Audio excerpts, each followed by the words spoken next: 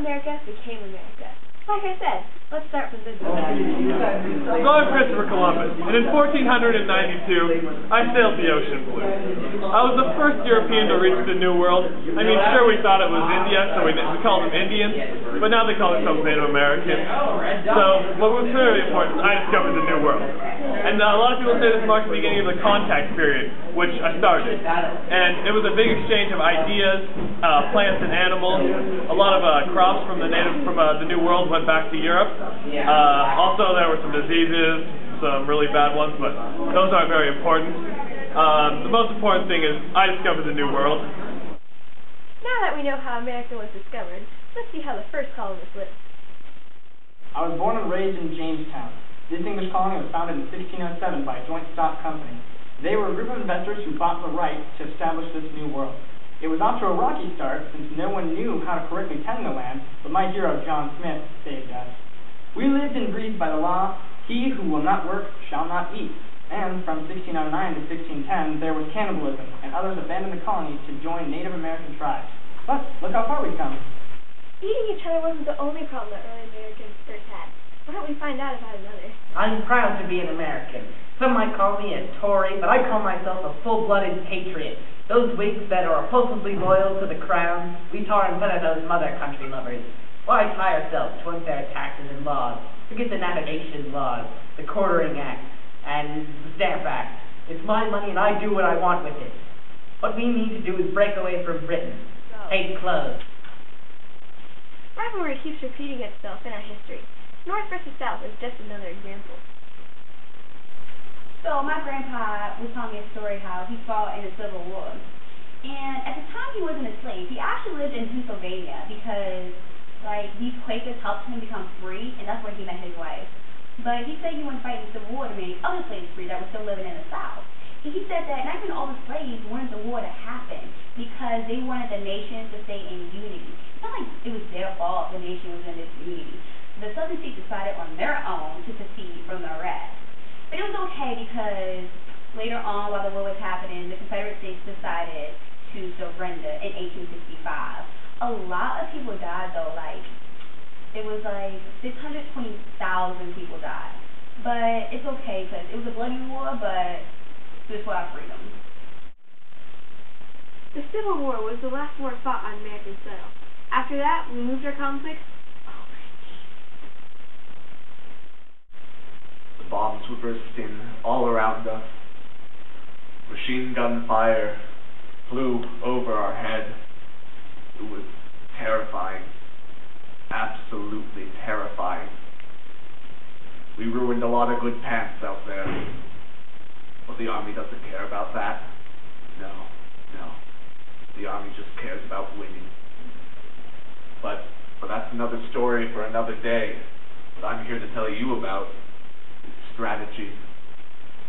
In November of 1943, the Big Three, or the leaders of the Allies, Joseph Stalin, Woodrow Wilson, and Winston Churchill, all met in Tehran in the Tehran Conference. They planned an invasion so great they would call it D-Day. In this invasion, Allied forces would land on the northern coast of France, on the Normandy beach, in addition to other beaches.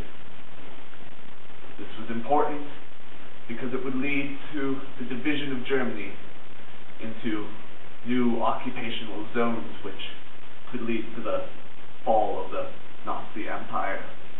Another battle was being fought, though. Many of my own good men were fighting for their lives in the Pacific. We lost a lot of good planes out there.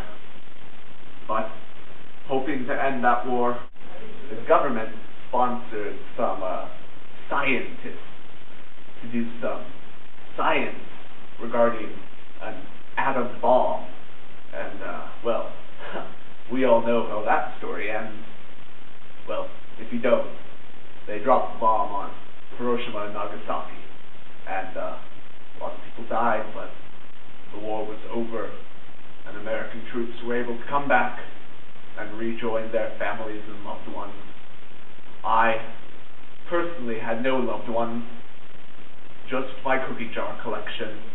Well, I did particularly miss Snickerdoodle Dandy. That was one of my favorite cookie jars. It was pink.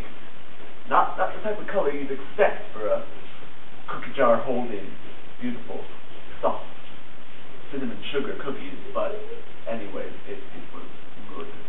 Quite good. Do them again. And Chocolate Chip McGee, that always has my back. It's in the shape of a '97 Corvette. A little bit manly for me, but I don't care. I was in the Army. But it was good to see them all again, and I'm glad the war is over. I now have over 3,000. That's right, 3,000 cookie jars. I've spent my entire 401k and pension money on these cookie jars. I am homeless, and I keep them in a cart. It's unfortunate, but that's the state of things if you do what you love, and if you love what you do. We're going to take a look at how Asian Americans were treated during the war. My name is Jenna. When I was a little girl, they put me in an internment camp. My mother was Japanese and my father was Chinese. I said I was an American citizen, but they still put me in this camp. They said it was because they didn't want to help Japan attack the United States. When the revolution happened in China, because I am also part Chinese, everyone was scared and was convinced that I was a communist. They kept calling me red, and I wondered about that. Up until this point, everyone had been concerned about how I looked, but they didn't seem to notice that I didn't look red at all. Japanese citizens weren't the only ones being killed. In fact, someone very close to our hearts was assassinated. I am part of a long line of Republicans. My mother was a Republican, her mother was a Republican, her mother's mother was a Republican. I think you get the idea. Actually, their political leanings didn't much matter until the 19th Amendment of 1920, which allowed us women folks to vote. But their husbands was Republicans, so you see, I'm still part of a great Republican heritage. But I voted for John F. Kennedy, even though he was a Democrat, because he was the most attractive out of the two candidates. It turns out it was a good thing I voted for him, because he started the Peace Corps, and he banned nuclear testing everywhere except below ground. And I mean, really, who cares about what they do below ground? He also pushed as hard as he could for the Civil Rights Amendment of 1964. But before he had finished all his do-gooding, some dang fool decided to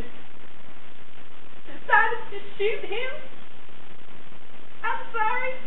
He was just so cute. There is more heartbreak in store for our fellow Americans. On September 11, 2001, there was a terrorist attack. 19 people that were a part of Al-Qaeda hijacked 4 American commercial flights. 2 of the planes crashed into the north and south towers of the World Trade Center in New York. The 3rd plane crashed into the Pentagon in Arlington County, Virginia. The passengers and crew members of the 4th plane had heard about the previous crashes, causing them to try to take control of the plane. It ended up crashing in an empty field in western Pennsylvania. About 3,000 people were killed that day. That's the largest amount of deaths on American soil from a foreign attack. Airport security is now stricter than ever. Some have full-body scanners to ensure the safety of everyone. Also, people of Muslim heritage are treated differently. People don't look at them the same because of their fear of it happening again. Muslims have been stereotyped as dangerous people. This catastrophe, also known as 9/11, is an event that will never be forgotten. In a nutshell, that is our American history. The past 5 centuries have brought us the land of the free and the home of the brave. Thank you, and good night.